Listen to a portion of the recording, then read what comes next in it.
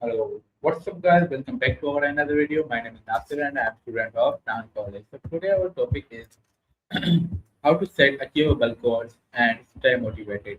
So let's start it. We will ask from ChatGPT about this topic. So let's start it. Hello, ChatGPT. Can you hear me? I can hear you loud and clear. What do you want to dive into today? Today I thought I will ask you some question about how to achieve the goals and stay motivated. So are you ready? Absolutely, I'm ready. Let's be sharp and honest, no fluff. What's the first thing you want to tackle when it comes to goal setting? So let's start it. I will ask you about this topic, and my first question is, what does setting achievable goals mean? Good. So, setting achievable goals means you establish targets that are realistic, grounded in your current resources, skills, and constraints. In other words, they push you, but they don't set you up for inevitable failure. It's about balance, specific, measurable, and within reach. Okay, that's good. Ex- My another question is about this topic. Second question is, why is goal setting important for personal growth? All right, no sugarcoating it. Goal setting is critical because it gives you a clear direction. Without it, you're just drifting. When you define goals, you measure progress, build focus, and you push yourself beyond comfort. Without them, you stay stagnant. So it's not optional, it's a necessity if you actually want to grow. Uh, my another question is about this topic. What is difference between a dream and goal? No ambiguity here. A dream is a vague aspiration, often emotional but not tied to a concrete plan. A goal, on the other hand, is a specific, actionable target with a timeline. Dreams inspire you, goals make you execute. That's good. Are you sure about Exactly. this question? Is that right? Yes, you've got it. Stick with that distinction. Dreams are just the spark, goals are the roadmap. Now, what's the next angle you want to dissect? Mhm. Okay, let's try. Another question is fourth question. How can someone identify uh, his right goals themselves? You need ruthless clarity here. The right goals align with your core values and your long term vision. You identify them by being brutally honest about what matters most, then testing them against your capacity, time, skills, and risk. If it doesn't push you or it's not meaningful, discard it. Keep it tight and intentional. Mhm. That's good. Mhm. My another question Good. is about this topic. It's fifth question. What makes a goal realistic and achievable? I'm repeating again same question. What makes a goal realistic and achievable? It's simple but not easy. A goal is realistic if it's grounded in your current reality, your skills, resources, and time. It's achievable when you've broken it down into steps that you can realistically manage. No fantasy, just a disciplined alignment of ambition and practicality. That's good. What is the SMART goal method? Exactly. And once you have that alignment, you stay accountable. If it feels too easy, you adjust. If it feels too hard, you scale down. But you never leave it vague. Keep it precise, measurable, and anchored in reality. That's good. Uh, That's right. Now uh, take a moment to reflect. Pick one goal, test if it fits those criteria, and then commit to specific actions. No excuses, just execution. my seventh question about this topic is, how can beginners start setting goals effectively? They have to start small and precise. No grandiose plans, just pick one meaningful goal. Define it clearly, break it down into daily or weekly steps, and then track progress with brutal honesty. Consistency is the muscle they need to build first. Uh, how does writing down goals improve success? Because it forces clarity and accountability. When it's on paper, you can't just ignore it or pretend it doesn't exist. You see the steps, you track the progress, and you build momentum. Without writing, your goals just float as vague thoughts, not real commitments. Okay, my ninth question is, what do you many people fail and achieve their goals? They fail because they lack discipline. They get distracted by short term gratification, or they set goals that are either too vague or too ambitious. They don't adapt, they don't reflect, and they give up too soon when the grind hits. Okay, that's good. Uh, my another question is about this topic. What role does planning play a key role? I'm repeating again the same question. What role does planning play in achieve goals?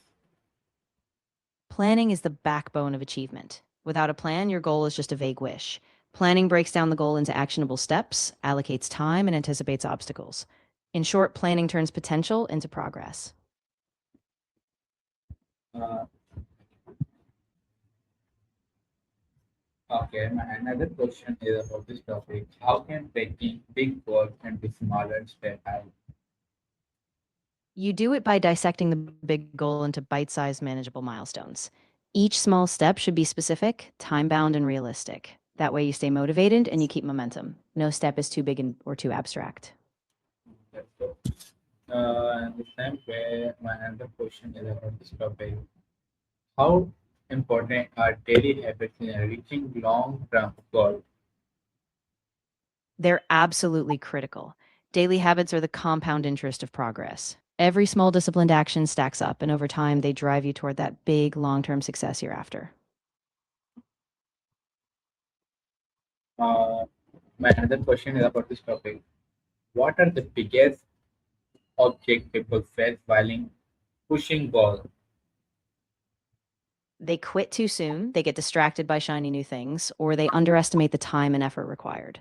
In short, they lose consistency, and that kills momentum.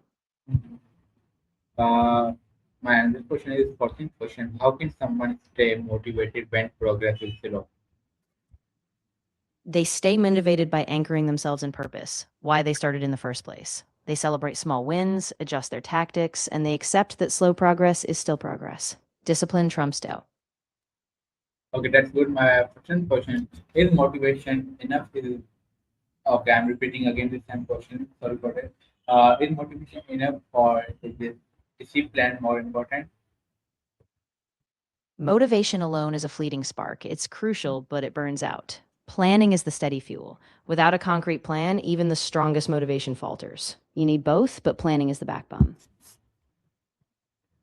Uh, my another question is about this topic. How can people build self-discipline? They build it by starting with small commitments, keeping promises to themselves daily, building consistency, and tracking progress. Every time they follow through, they reinforce their self trust. It's a long game, no shortcuts, just deliberate action.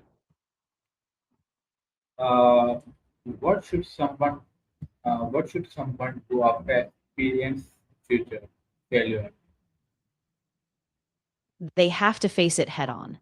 They analyze what went wrong, they adjust their strategy, and they don't let it define them. Failure is data. No blame, just a recalibration and a tighter focus on the next attempt.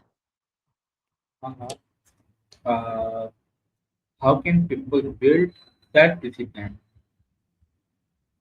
They build self discipline by setting small, non negotiable routines. They make their daily actions a habit, no exceptions, and they hold themselves accountable every day. Discipline is just repeated effort, day in and day out, even when motivation dips. Third last question. How can a step back become learning opportunities? A setback is a brutal reality check. It forces you to reassess, refine your approach, and often exposes weaknesses you were blind to. If you own it, extract the lesson, and pivot, that failure doesn't defeat you. It redirects you stronger. Uh, my second and last question. How can people avoid procrastination while working on goals? They avoid procrastination by removing barriers, set clear deadlines, break tasks down, and create a structured daily routine. They commit to starting, even if it's a tiny step, because action kills inertia. That's good. My last question is about this topic. Uh, how can people avoid? Sorry for that, I already asked the same question. My another question is, what are some effective time management techniques? Effective time management hinges on prioritization. Use methods like time blocking, the Eisenhower matrix, and the 80-20 rule.